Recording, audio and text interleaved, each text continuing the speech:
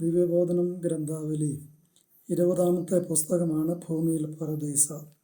ഈ പുസ്തകം എഴുതിയിരിക്കുന്നത് ഫാദർ ഡോക്ടർ ഒ തോമസ് ആണ്. ക്രിസ്തീയ കുടുംബജീവിതത്തെ പറ്റിയുള്ളൊരു ചർച്ചയാണ് ഈ പുസ്തകത്തിലുള്ളത്. 4 യൂണിറ്റുകളായിട്ടാണ് ഈ പുസ്തകം വിഭജിച്ചിരിക്കുന്നത്. 1-ാം യൂണിറ്റിൽ കുടുംബത്തിൻ്റെ വേദപുസ്തക പശ്ചാത്തലം വിവരിക്കുന്നു. 2-ാമത്തെ യൂണിറ്റിൽ കുടുംബത്തിൻ്റെ പ്രായോഗിക സാമൂഹിക പശ്ചാത്തലത്തെക്കുറിച്ചാണ് വിവരിക്കുന്നത്. 3-ാമത്തെ യൂണിറ്റ് ദാമ്പത്യ ജീവിതത്തിൻ്റെ പരിണാമ ദശകളെ പരിചയപ്പെടുത്തുകയാണ്. 4-ാമത്തെ യൂണിറ്റിൽ കുടുംബത്തിൻ്റെ ക്രിസ്തീയവൽക്കരണത്തെക്കുറിച്ചുമാണ് പ്രതിപാദിക്കുന്നത്. 1-ാം യൂണിറ്റ് വേദപുസ്തക പശ്ചാത്തലമാണ് കുടുംബത്തെക്കുറിച്ച് വിവരിക്കുന്നത്. ഉൽപ്പത്തി പുസ്തകത്തിലെ ആദ്യത്തെ അധ്യായങ്ങൾ 1ഉം 2ഉം അധ്യായത്തിലാണ് ക്രിസ്തീയ കുടുംബജീവിതത്തിൻ്റെ അടിസ്ഥാനങ്ങളെക്കുറിച്ച് പ്രതിപാദിക്കുന്നത്. 2 വിവരണങ്ങൾ മനുഷ്യ സൃഷ്ടിയെക്കുറിച്ച് നൽകിയിരിക്കുന്നതിൽ 2-ാമത്തെ അധ്യായത്തിൽ പറഞ്ഞിരിക്കുന്ന വിവരണമാണ് ആദ്യത്തേത് എന്ന് പണ്ഡിതന്മാർ അഭിപ്രായപ്പെടുന്നു. ഉൽപ്പത്തി പുസ്തകം 1-ാം അധ്യായം 26 മുതൽ 28 വരെയുള്ള വാക്യങ്ങളിലും ഉൽപ്പത്തി പുസ്തകം 2-ാം അധ്യായം 19 മുതൽ 25 വരെയുള്ള വാക്യങ്ങളുമാണ് ഈ വിവരണം തന്നിരിക്കുന്നത്. ഇതിനെക്കുറിച്ച് സമഗ്രമായിട്ട് പരിശോധിക്കുമ്പോൾ മനസ്സിലാക്കുവാൻ സാധിക്കുന്ന കാര്യങ്ങൾ: സ്ത്രീ പുരുഷ ബന്ധത്തിന് ഒരു ക്രിസ്തീയ അടിസ്ഥാനമുണ്ട്. ഏക പുരുഷൻ ഏക സ്ത്രീ എന്ന് പ്രത്യക്ഷത്തിൽ പരാമർശിക്കുന്നില്ലെങ്കിലും വേദപുസ്തകം സമഗ്രമായിട്ട് പരിശോധിക്കുമ്പോൾ, പ്രത്യേകിച്ച് ഉൽപ്പത്തി വിവരണത്തിൻ്റെ അടിസ്ഥാനത്തിൽ ദൈവം ആണും പെണ്ണുമായി സൃഷ്ടിച്ചതുകൊണ്ട് പുരുഷൻ മാതാവിനെയും പിതാവിനെയും വിട്ട് ഭാര്യയോട് പറ്റിച്ചേരും എന്നവിടെ പറയുന്നു. അവരിരുവരും ഏക ശരീരമായി തീരും. ഇത് സ്ത്രീ പുരുഷ ബന്ധത്തിൻ്റെ ഒരു കുടുംബ സംവിധാനത്തിലേക്ക് നമ്മെ വെളിച്ചം വീശുന്നതാണ്.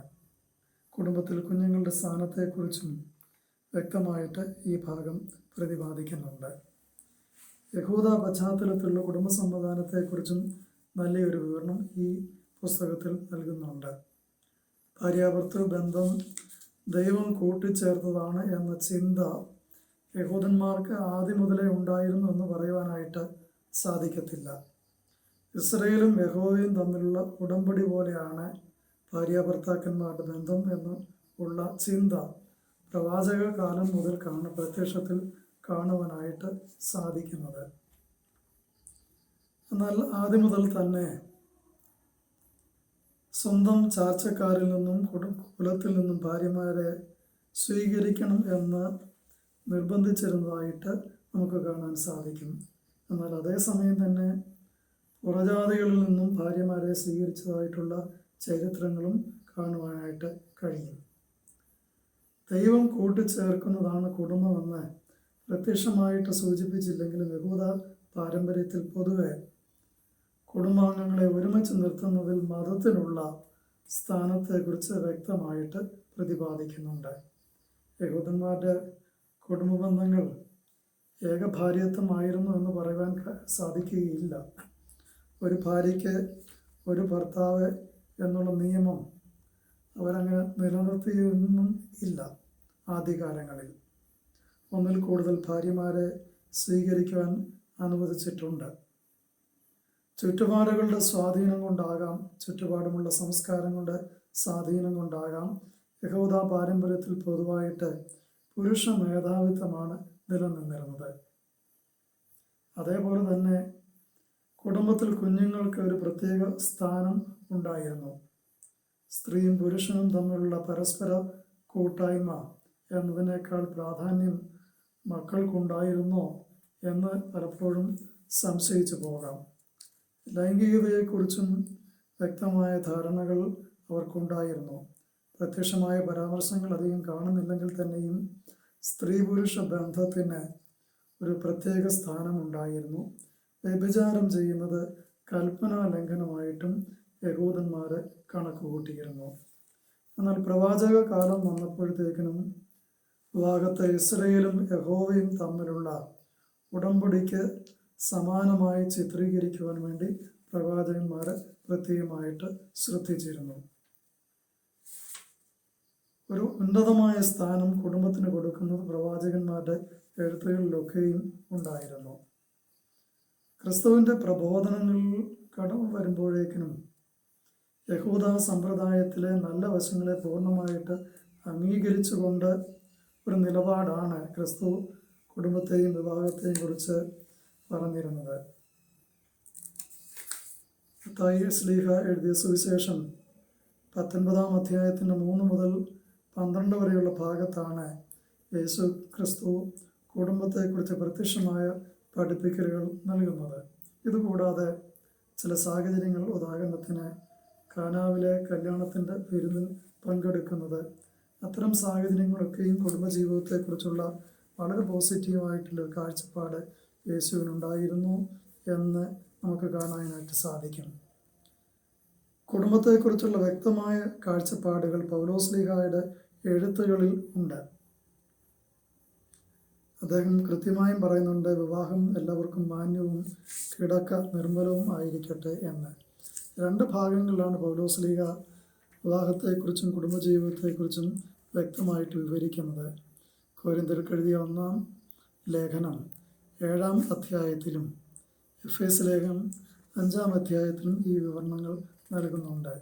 ഇതിൽ കൂടി പൗലോസ്ലീഹ കൃത്യമായും പറയുന്നുണ്ട്, വിവാഹത്തിൽ ഭാര്യയ്ക്കും ഭർത്താവിനുള്ള കടപ്പാട് എന്താണ്, വിവാഹബന്ധം വേർപിരിക്കുവാനായിട്ട് കഴിയാൻ സാധിക്കാത്ത ബന്ധമാണ്, സ്ത്രീ പുരുഷ ബന്ധത്തിൻ്റെ അടിസ്ഥാനം ക്രിസ്തുവിൻ്റെ സ്നേഹമാണ്, കുഞ്ഞുങ്ങൾക്ക് ഒരു പ്രത്യേക സ്ഥാനം കുടുംബത്തിലുണ്ട്.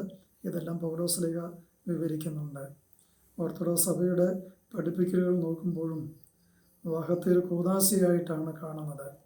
വിവാഹ നിശ്ചയത്തെ പോലും ദൈവത്താൽ നടത്തപ്പെടുന്നു എന്ന് സൂചിപ്പിക്കുന്ന വിധം വിവാഹ നിശ്ചയത്തിൻ്റെ ശുശ്രൂഷ ഒരു കൂദാശയുടെ ഭാഗമായിട്ട് നടത്തുകയാണ്. അതോടൊപ്പം തന്നെ ഓർത്തഡോക്സ് സഭയുടെ വീക്ഷണത്തിൽ വിവാഹം എന്ന് പറയുന്നത് ദമ്പതികൾ തമ്മിലുള്ള ഒരു കോൺട്രാക്റ്റ് എന്നുള്ളതിനേക്കാൾ ദൈവസന്നിധിയിൽ ദൈവത്തോടെടുക്കുന്ന ഒരു ഉടമ്പടിയായിട്ടാണ് ചിത്രീകരിക്കപ്പെടുന്നത്. കർത്താവും സഭയും തമ്മിലുള്ള ബന്ധത്തെ സ്ത്രീ പുരുഷ ബന്ധത്തോട് താരതമ്യം ചെയ്യുന്ന പാട്ടുകളൊക്കെയും വിവാഹ ശുശ്രൂഷയിൽ നമുക്ക് കാണുവാനായിട്ട് സാധിക്കും. ആ വിധത്തിൽ ഒരു കൂദാശ എന്നുള്ള അർത്ഥത്തിൽ തന്നെയാണ് ഓർത്തഡോക്സ് സഭ കുടുംബത്തെയും വിവാഹത്തെയും കാണുന്നത്. 2-ാമത്തെ യൂണിറ്റിൽ കുടുംബജീവിതത്തിൻ്റെ പ്രായോഗിക സാമൂഹിക വശങ്ങളെക്കുറിച്ചാണ് പ്രതിപാദിക്കുന്നത്. കാലാകാലങ്ങളിൽ നിലനിന്നിരുന്ന സാമൂഹിക, സാംസ്കാരിക, സാമ്പത്തിക ചുറ്റുപാടുകൾ കുടുംബ ബന്ധങ്ങളെ സ്വാധീനിച്ചിട്ടുണ്ട്. ക്രിസ്തീയ സഭയുടെ ആദ്യകാലം നോക്കുമ്പോഴും കുറേ നൂറ്റാണ്ടുകൾ സുറിയാനി പാരമ്പര്യത്തിൽ വിശ്വാസങ്ങളെയും ആചാരങ്ങളെയും കുറിച്ച് അറിയുവാൻ രേഖകളൊന്നും നമുക്കില്ല. ഒരുപക്ഷെങ്കിൽ ആദ്യകാലങ്ങളിൽ വിവാഹം വീടുകൾ വെച്ച് നടന്നിരിക്കാം എന്നാണ് ഊഹിക്കുന്നത്. അന്നത്തെ സാമൂഹിക ചുറ്റുപാടുകളിൽ നിലനിന്നിരുന്ന രീതി അനുസരിച്ച് ശൈശവ വിവാഹങ്ങളും നടന്നിരിക്കാൻ വഴിയുണ്ട്. അതേപോലെ തന്നെ അന്ന് നിലനിന്ന സ്ത്രീധന സമ്പ്രദായത്തിൻ്റെ സ്വാധീനവും ക്രിസ്തീയ വിവാഹങ്ങളിൽ ഉണ്ടായിട്ടുണ്ട്. എന്നാൽ പിൽക്കാല ചരിത്രം പരിശോധിക്കുമ്പോൾ കൂട്ടുകുടുംബ സമ്പ്രദായങ്ങളാണ് നിലനിന്നിരുന്നത്. ഇപ്പോൾ അതിൽ നിന്നും മാറി ന്യൂക്ലിയർ ഫാമിലി സിസ്റ്റത്തിലേക്ക് നാം എത്തിച്ചേർന്നിരിക്കുകയാണ്. രണ്ടിനും അതിൻ്റേതായിട്ടുള്ള ഗുണങ്ങളും ദോഷവശങ്ങളും ഉണ്ട്. അത് ഈ പുസ്തകത്തിൽ പ്രതിപാദിക്കുന്നുണ്ട്. വിവാഹത്തിനുള്ള ഒരുക്കം അഥവാ പക്വമായ ആളത്വ വികാസത്തെക്കുറിച്ച് ഈ പുസ്തകത്തിൽ പ്രതിപാദിക്കുന്നുണ്ട്. വിവാഹത്തിനുള്ള ഒരുക്കം എന്ന് സൂചിപ്പിക്കുന്നത് വളരെ പെട്ടെന്ന് സംഭവിക്കുന്ന ഒരു പ്രക്രിയയായിട്ട് കരുതുവാൻ സാധിക്കത്തില്ല. വ്യക്തിത്വത്തിൻ്റെ പക്വതയിലേക്കുള്ള വളർച്ചയാണ് വിവാഹത്തിൻ്റെ ഒരുക്കം. എന്താണ് പക്വത? പല വിവാഹബന്ധങ്ങളും അവസരങ്ങൾ ഉണ്ടാകുന്ന കാര്യം പങ്കാളികളുടെ അപക്വമായ പെരുമാറ്റമാണ്. പക്വത എന്നത് ഒറ്റ വാക്കിൽ നിർവചിക്കുക പ്രയാസമാണ്. എന്നാൽ കുടുംബജീവിതത്തിന് പാകമായി എന്ന് പറയുവാൻ കഴിയണമെങ്കിൽ പല ഘടകങ്ങൾ അതിൽ അടങ്ങിയിട്ടുണ്ട്. പ്രധാനമായിട്ടുള്ളത് സ്വയം ജീവിക്കുവാനുള്ള പ്രാപ്തിയാണ്.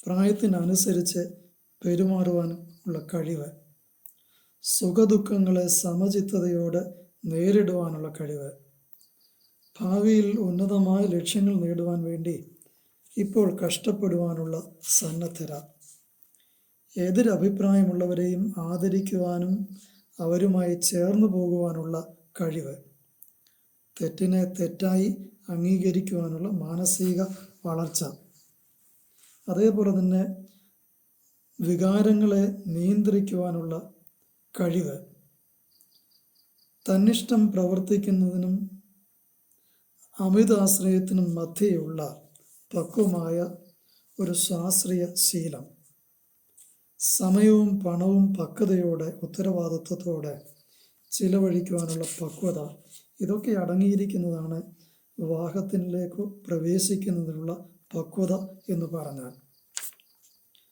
ക്രിസ്തീയ കുടുംബത്തിനൊരു നിർവചനവും ഈ പുസ്തകം തരുന്നുണ്ട്.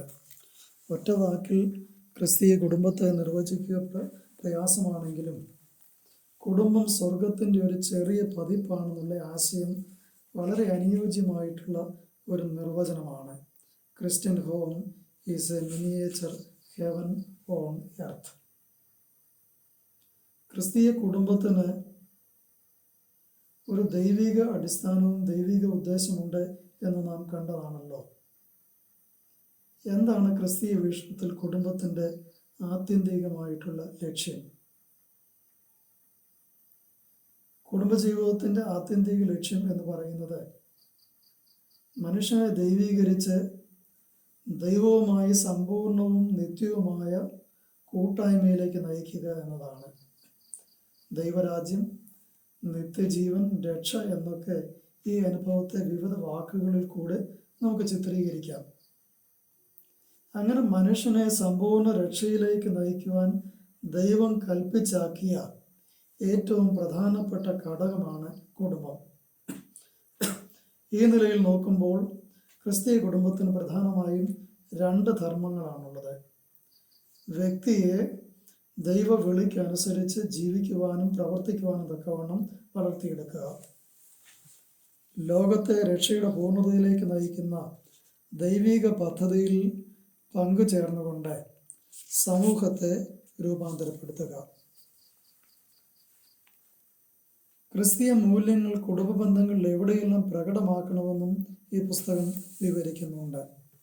പങ്കാളിയെ തിരഞ്ഞെടുക്കൽ, ഭാര്യാഭർത്തൃ ബന്ധം, ക്രിസ്തീയ കുടുംബത്തിൽ മക്കളുടെ സ്ഥാനം, ദമ്പതികൾക്ക് മാതാപിതാക്കളുടെ കടപ്പാട്, സഭയോടും സമൂഹത്തോടുമുള്ള പ്രതിബദ്ധത തുടങ്ങിയ ഏരിയയിൽ എല്ലാം ക്രിസ്തീയ മൂല്യങ്ങൾ നാം കാട്ടേണ്ടതായിട്ടുണ്ട്.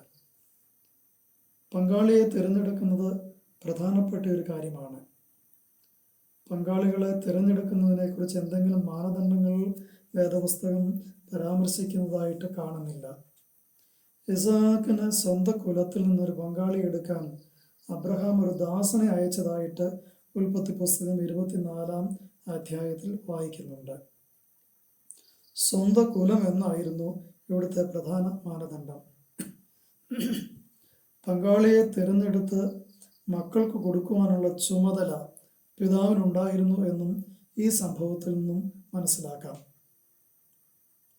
ഇതുകൂടാതെ പൗലോസ്ലീഹ കൊരിന്ത്യർക്ക് എഴുതിയ 1-ാം ലേഖനം 7-ാം അധ്യായത്തിന് 39-ാമത്തെ വാക്യത്തിൽ അവിശ്വാസികളുമായി ബന്ധം പാടില്ല എന്ന് നിർദ്ദേശിക്കുന്നുണ്ട്.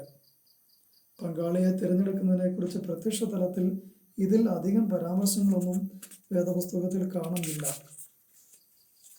എങ്കിലും മറ്റു ചില മാനദണ്ഡങ്ങൾ കൂടി പങ്കാളിയെ തിരഞ്ഞെടുക്കുന്നതിന് നാം വയ്ക്കുന്നത് നല്ലതാണ്. ഒന്നാമത് സ്വയവിശകലനമാണ്. ഓരോരുത്തരും അവരവരുടെ വ്യക്തിത്വത്തെ ആഴത്തിലൊന്ന് പരിശോധിക്കേണ്ടത് ആവശ്യമാണ്. പൊതുവായി ക്രിസ്തീയ വിശ്വാസങ്ങളും മൂല്യങ്ങളും അതിൽ തന്നെ സഭയുടെ പാരമ്പര്യത്തോടും അതിൻ്റെ ആചാര അനുഷ്ഠാനത്തോടുമുള്ള തൻ്റെ പ്രതിബദ്ധത സമ്പത്തിന് ജീവിതത്തിൽ നൽകിയിരിക്കുന്ന സ്ഥാനം, നല്ല സ്വഭാവം എന്താണെന്നുള്ളതിനെക്കുറിച്ചുള്ള കാഴ്ചപ്പാട്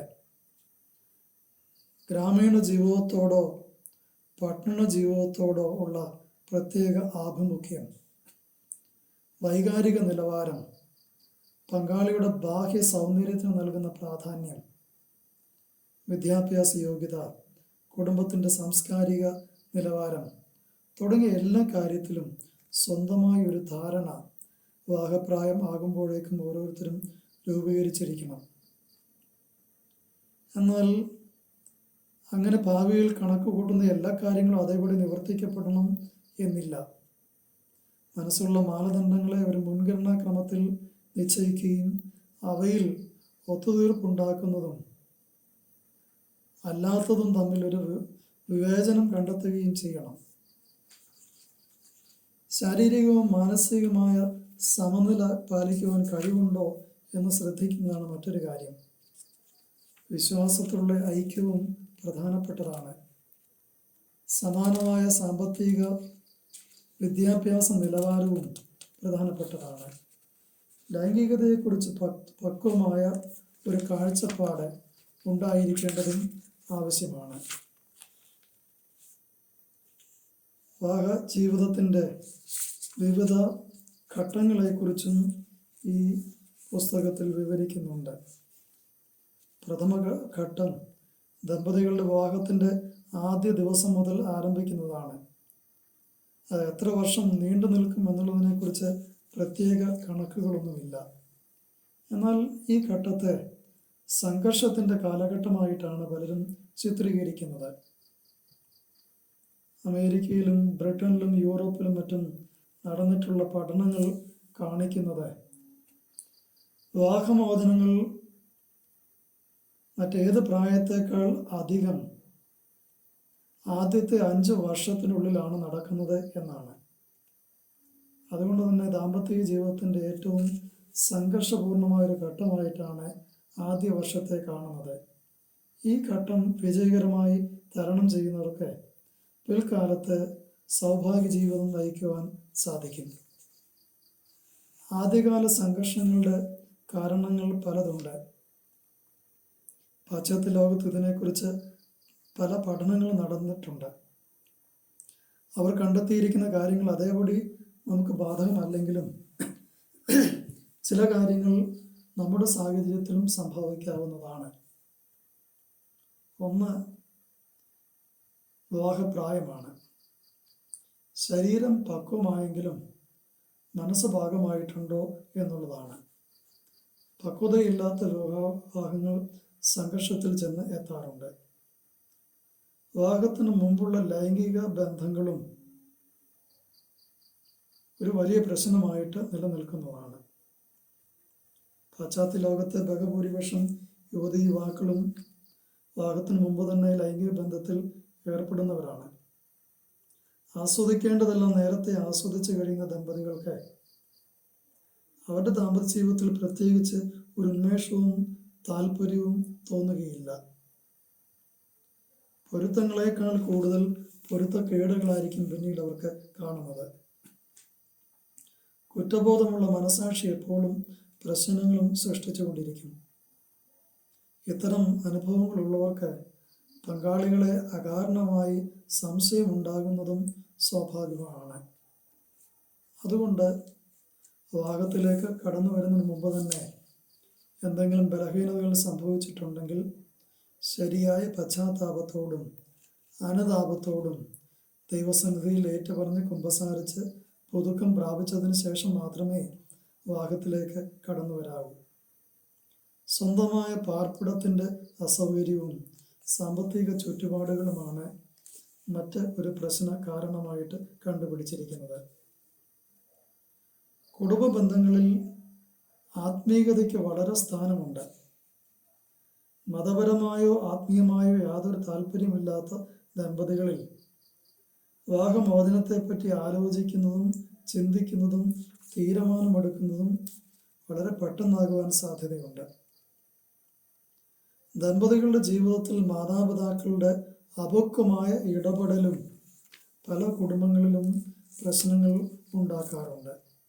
ഇത്തരം സാഹചര്യത്തിൽ ഭർത്താവ്, അതായത് മകൻ, മുൻകൈ എടുത്ത് പ്രശ്നപരിഹാരത്തിന് ശ്രമിക്കണം. സംഭാഷണങ്ങളൊക്കെയും ക്രിസ്തീയ മൂല്യങ്ങൾ മുറുകെ പിടിക്കുവാനായിട്ട് ശ്രദ്ധിക്കണം. മാത്രമല്ല, മറ്റാരുടെയെങ്കിലും സഹായം ആവശ്യമുണ്ടെങ്കിൽ അതും പ്രയോജനപ്പെടുത്തുവാനായിട്ട് മടിക്കരുത്. ഭാവനയും യാഥാർത്ഥ്യവും തമ്മിലുള്ള പൊരുത്തക്കേടാണ് മറ്റൊരു പ്രശ്നം. ഇംഗ്ലീഷിൽ ഒരു പഴമൊഴിയുണ്ട്, imagination is better than reality. പ്രതീക്ഷകൾക്കൊത്ത യാഥാർത്ഥ്യം വരുന്നില്ല എങ്കിൽ അത് സംഘർഷത്തിന് കാരണമായിട്ട് തീരും. പക്വതയുള്ള വ്യക്തിത്വങ്ങൾ ഭാവനയും യാഥാർത്ഥ്യവും തമ്മിലുള്ള പൊരുത്തക്കേടുകൾ മനസ്സിലാക്കി അംഗീകരിച്ചു കൊണ്ടുപോകാനായിട്ട് കഴിയുന്നതാണ്. നിരുപാധികമായിട്ടുള്ള സ്നേഹം കുടുംബ ബന്ധങ്ങളെ മെച്ചപ്പെടുത്തും.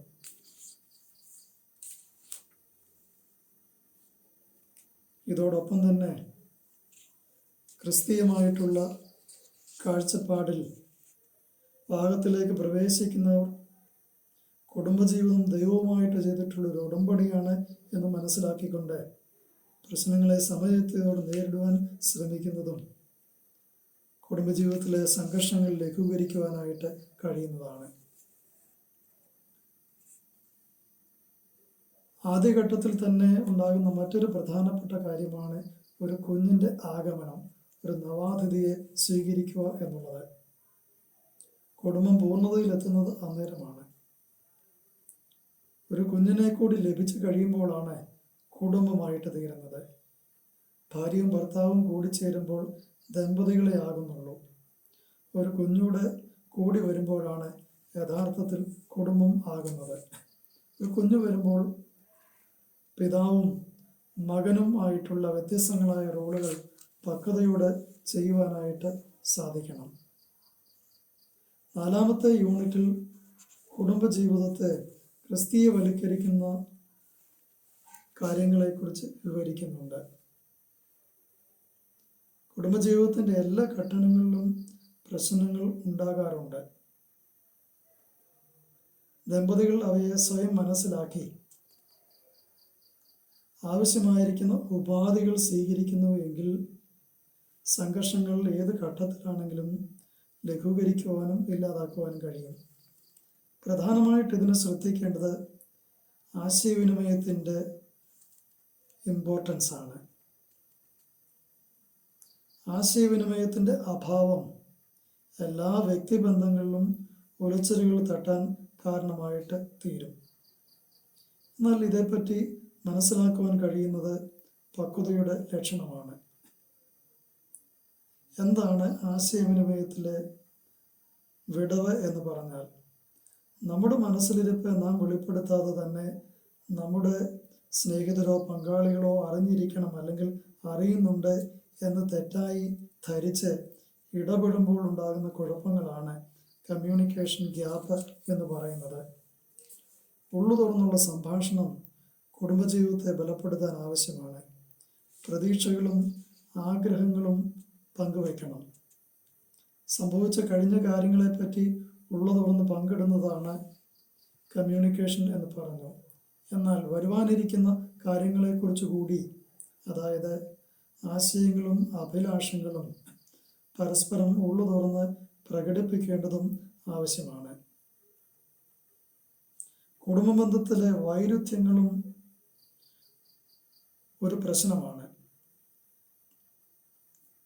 എല്ലാവരും സ്വന്തം കുടുംബാംഗങ്ങളെ സ്നേഹിക്കുകയും കരുതുകയും ചെയ്യാൻ താല്പര്യമുള്ളവരാണ്. എന്നാൽ തൻ്റെ വീട്ടുകാരെ എന്ന പോലെ തന്നെ ഭാര്യയുടെ അഥവാ ഭർത്താവിൻ്റെ വീട്ടുകാരെ സ്നേഹിക്കുവാൻ കഴിയാതെ വരുന്നത് കുടുംബത്തിൽ പ്രശ്നങ്ങൾ ഉണ്ടാകും. അതുകൊണ്ട് സ്വന്തം കുടുംബത്തെ എന്ന പോലെ തന്നെ പങ്കാളിയുടെ കുടുംബത്തെയും സ്നേഹിക്കുവാനും കരുതുവാനും കഴിയുക എന്നുള്ളത് കുടുംബജീവിതത്തിലെ പ്രശ്നങ്ങളുടെ ലഘൂകരണത്തിന് ആവശ്യമായിട്ടുള്ളതാണ്. അസ്വസ്ഥത ജനിപ്പിക്കുന്ന വ്യത്യസ്തമായിട്ടുള്ള അഭിരുചികൾ വ്യക്തികൾക്കുണ്ടാകാം. കാരണം 2 വ്യത്യസ്ത സാഹചര്യങ്ങളിൽ നിന്നുമാണ് വ്യക്തികൾ വരുന്നത്. ഈ വ്യത്യസ്ത സാഹചര്യങ്ങളാണ് തങ്ങളുടെ വ്യക്തിത്വത്തെ കരുപ്പിടിച്ചിരിക്കുന്നത്. വേഷവിധാനം, പെരുമാറ്റ ശൈലി, ഭക്ഷണ രീതി, ഇങ്ങനെ പല കാര്യങ്ങളിൽ ഈ വ്യത്യാസം വരാം. ഇവയെ പരസ്പരം മനസ്സിലാക്കുവാനും ഉൾക്കൊള്ളുവാനും ദമ്പതികൾക്ക് കഴിയണം. സൗഭാഗ്യാവസ്ഥയ്ക്കും തങ്ങളുടെ പൊതുവായ ഉത്തരവാദിത്വ നിർവഹണത്തിനും കോട്ടം തട്ടാത്ത നിലയിൽ കാര്യങ്ങളെ അന്യോന്യം സ്വാതന്ത്ര്യത്തോടെ പ്രവർത്തിക്കുവാനായിട്ട് അനുവദിച്ചു കൊടുക്കേണ്ടത് ആവശ്യമാണ്. പരസ്പരം അംഗീകരിച്ചുകൊണ്ടുള്ള ഉൾഭരണ സ്വാതന്ത്ര്യം എന്ന് പറയാം. ക്രിസ്തീയ കാര്യവിചാരക ബോധവും കുടുംബത്തെ ബലപ്പെടുത്തുന്നതിന് ആവശ്യമാണ്. സമയവും പണവും ചെലവഴിക്കുന്നതിനെ പറ്റി പക്വമായ നിലവാരം ദമ്പതികൾക്ക് ഉണ്ടാകണം. പ്രായം ദമ്പതികളിൽ പല മാറ്റങ്ങൾ വരുത്തും. ഇതിനെക്കുറിച്ചുള്ള അറിവും വളരെ പ്രാധാന്യമാണ്. വൈകാരികവും ശാരീരികവുമായിട്ടുള്ള ബന്ധമൊക്കെയും കുറെ കഴിയുമ്പോൾ അതിൻ്റെ ഇൻറ്റൻസിറ്റി വ്യത്യാസപ്പെടുന്നതായിട്ട് കാണാൻ പറ്റും. മനഃശാസ്ത്ര വിശകലനത്തിൽ പ്രത്യേകിച്ച് ഭാര്യമാരെക്കുറിച്ച് ഒരു ചിന്ത വികസിപ്പിച്ചെടുത്തിട്ടുണ്ട്. ഒരു സ്ത്രീ ഭാര്യ, മാതാവ്, വീണ്ടും ഭാര്യ എന്ന റോളിലേക്ക് മടങ്ങി വരും എന്നാണ് അവർ പറയുന്നത്. അതായത് ഭാര്യയുടെ ധർമ്മം ആദ്യകാലങ്ങളിൽ ശരിയാവണ്ണം നിർവഹിച്ച ശേഷം പതുക്കെ അവർ അമ്മയുടെ ജീവിത രീതിയിലേക്ക് മാറുന്നു. കുഞ്ഞുങ്ങളെ പരിപാലിക്കുക എന്നുള്ളതാണ് ഈ ഘട്ടത്തിൽ അമ്മയുടെ പ്രധാന ശ്രദ്ധ. ഭർത്താവിനോട് ഈ ഘട്ടത്തിൽ പ്രത്യേകിച്ച് പിണക്കമോ വഴക്കമോ ഒന്നും ഇല്ലെങ്കിൽ തന്നെയും കുഞ്ഞുങ്ങളെ പരിചരിക്കുന്നതായിരിക്കും ഈ സ്ത്രീയുടെ ഈ സാഹചര്യത്തിൽ ശ്രദ്ധ മുഴുവനും. എന്നാൽ കുഞ്ഞുങ്ങൾ കാര്യപ്രാപ്തിയിലേക്ക് മടങ്ങിക്കഴിയുമ്പോൾ സ്ത്രീ വീണ്ടും ഭാര്യയുടെ റോളിലേക്ക് മടങ്ങി വരുവാനായിട്ട് അദമ്യമായിട്ട് ആഗ്രഹിക്കും. അതുപോലെ തന്നെ ആർത്തവ വിരാമത്തിൻ്റെ കാലഘട്ടവും സ്ത്രീകളിൽ വലിയ മാനസിക സംഘർഷങ്ങൾ ഉണ്ടാക്കുന്നതാണ്. ശാരീരികവും മാനസികവുമായിട്ടുള്ള പല വ്യതിയാനങ്ങളും ഈ സമയത്ത് ഉണ്ടാകും. ഇതിന് ഏറ്റവും നല്ല പ്രതിവിധി ഭർത്താവിൻ്റെ കരുതലും സ്നേഹവും ആണ്. ഭാര്യയെ പൂർണ്ണമായിട്ട് ഉൾക്കൊള്ളുവാനും സ്നേഹിക്കുവാനും കഴിയുന്നത് അവരുടെ സംഘർഷങ്ങളെ ലഘൂകരിക്കുന്നതിനും പ്രശ്നങ്ങളെ സമചിത്തതയോടെ നേരിടുന്നതിനുമായിട്ട് അവരെ സഹായിക്കുന്നുണ്ട്. ഇങ്ങനെ ക്രിസ്തീയ ജീവിതം, കുടുംബജീവിതം പല ഘട്ടങ്ങളിൽ കൂടി കടന്നു പോകുന്ന ഒന്നാണ്. ഈ വിവിധ ഘട്ടങ്ങളിലൊക്കെയും ക്രിസ്തീയ മൂല്യങ്ങൾ അടിസ്ഥാനപ്പെടുത്തിക്കൊണ്ട് ദമ്പതികൾ തങ്ങളുടെ ജീവിതത്തെ നയിക്കുമ്പോഴാണ് ഭൂമിയിൽ പറുദീസ എന്നുള്ള അവസ്ഥയിലേക്ക് ആ കുടുംബം ഉയർത്തപ്പെടുന്നത്. അങ്ങനെ ഭൂമിയിൽ പറുദീസ സൃഷ്ടിക്കുക എന്നുള്ളതാണ് ക്രിസ്തീയ കുടുംബത്തിൻ്റെ പരമപ്രധാനമായിട്ടുള്ള ലക്ഷ്യവും അതാണ് ക്രിസ്തീയ കുടുംബത്തിൻ്റെ സൗഭാഗ്യാവസ്ഥയും എന്ന് വിവരിച്ചുകൊണ്ടാണ് ഈ പുസ്തകം അവസാനിക്കുന്നത്.